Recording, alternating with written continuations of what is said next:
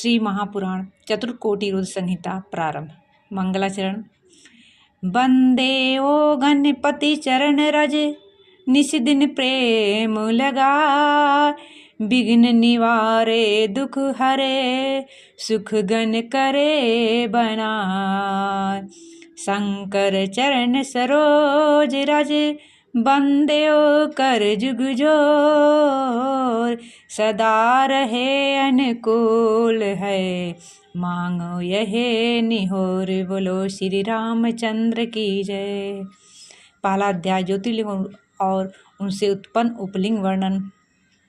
जो सब विकारों से रहित और अपनी माया से भी सब भुवनों में धारण करने वाले हैं, जिनकी कृपा कोर से स्वर्ग और अपवर्ग होते हैं, जो पूर्ण ज्ञान तथा अदैव सुख स्वरूप है, तथा जिन्हें योगी जन सदैव अपने हृदय में रखते हैं, ऐसा पार्वती को अपने आधे अंग में धारण करने वाले हैं। तेज स्वरूप शंकर जी को नमस्कार है, जो मनोहारी कृपा दृष्टि वाले हैं, जिनका मंद हास्य मनोहर और तापनाशक है, तथा प्रकाशमान परम सुखदायक सच्चिदानंद स्वरूप और पार्वती जी की भुजाओं में अलंगित है।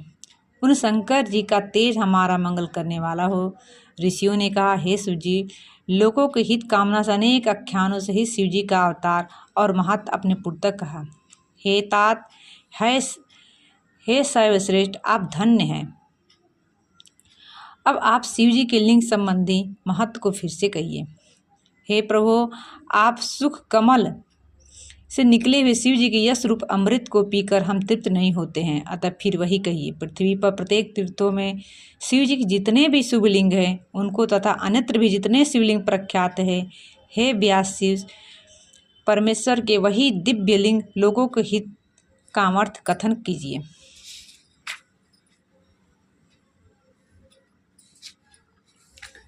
सूत जी बोले, हे ब्राह्मणों, लोगों के हित कामना से यह आप लोगों ने बड़ा उत्तम प्रश्न किया है। अतएव आप लोगों के स्नेहवश मैं संक्षेप में कहता हूँ।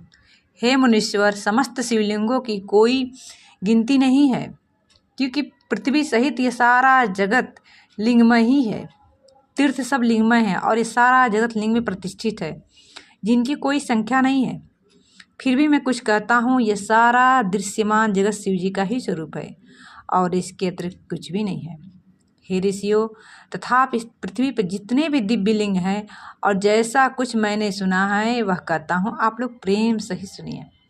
पृथ्वी में ही नहीं, पाताल और स्वर्ग शिव जी के लिंग है, क्योंकि देवता असुर मनुष्य सभी शिव जी की पूजा करते हैं। सारा त्रिलोक शंकर जी से व्याप्त है और लोगों पर कृपा करने के लिए भगवान शंकर सब तीर्थों तथा स्थलों में अनेक प्रकार के लिंग धारण करते हैं।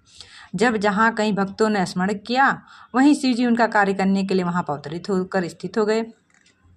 लोक कल्याण की भावना से प्रेरित होकर ही शंकर जी ने अपने लिंग की कल्पना की है, जिसकी पूजा करके मनुष्य सिद्धि प्राप्त करता है। हे द्विजो, यद्यपि पृथ्वी में जितने लिंग हैं उनकी संख्या नहीं, तथापि प्रधान लिंगों को मैं कहता हूँ। जो इस प्रधान से ही प्रधान में प्रभाव को सुनता है, वह क्षण भर में सब पापों से मुक्त हो जाता है।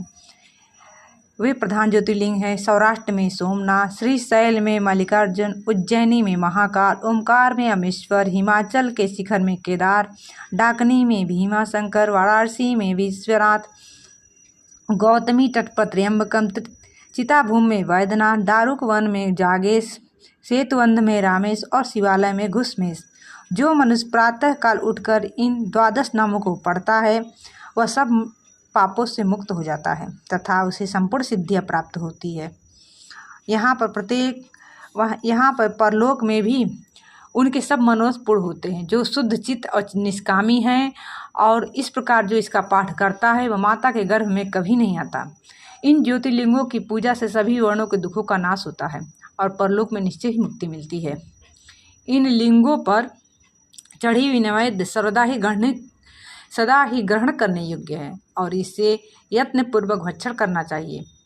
ऐसा करने वालों के सब पाप क्षण भर में भस्म हो जाते हैं। इन ज्योतिर्लिंगों के फल को अच्छी तरह ब्रह्मा भी नहीं कह सकते हैं, मनुष्य का तो कहना ही क्या। जो निरंतर 6 महीने तक इसमें से किसी भी लिंग को पूजता है, उसे माता के गर्भ का दुख नहीं होता है।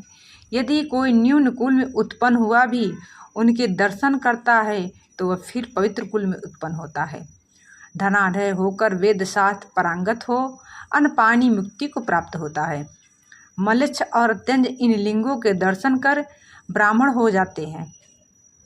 अतः लिंगों का दर्शन अवश्य ही करना चाहिए। यह तो ज्योतिर्लिंग का कुछ फल कहा। अब ज्योतिर्लिंगों के उपलिंगों को सुनिए। जहाँ सागर से पृथ्वी का संयोग हुआ है वहाँ अंतकेश नामक सोमेश्वर का उपलिंग भृग कच्छ में मालिका ऊर्जा से उत्पन्न हुआ है। रुद्रेश्वर लिंग नर्मदा के तट पर महाकाल ज्योतिर्लिंग से संभूत दुग्धेश लिंग बिंदु सरोवर में अहंकार से उत्पन्न हुआ। कर्दमेश नामक लिंग यमुना के तट पर केदारेश्वर से उत्पन्न हुआ। भूतेश उपलिंग सहा पर्वत पर भीमशंकर से प्रकट भीमेश्वर नामक उपलिंग सरस्वती के तट पर नागेश्वर महादेव से प्रकट हुआ। गुप्तेश्वर तथा घुसमेश्वर से प्रकट हुआ वाघेश्वर उपलिंग बड़ा ही प्रसिद्ध और सर्व कामदायक है, जिसके दर्शन से सब पापों का नाश हो जाता है। हे द्विजो, इस प्रकार मैंने आप लोगों से ज्योतिर्लिंग और उपलिंगों को कहा है। मुख्यता को प्राप्त ये लिंग भली भांति प्रसिद्ध है, परंतु इसके अतिरिक्त और भी मुख्य लिंग हैं जिन्हें श्रवण कीजिए। एक कथा को यहीं पे विराम करते, यह कथा यहीं पे समाप्त होता है, यह अध्याय यहीं पे समाप्त है। बोलो जय श्री राम।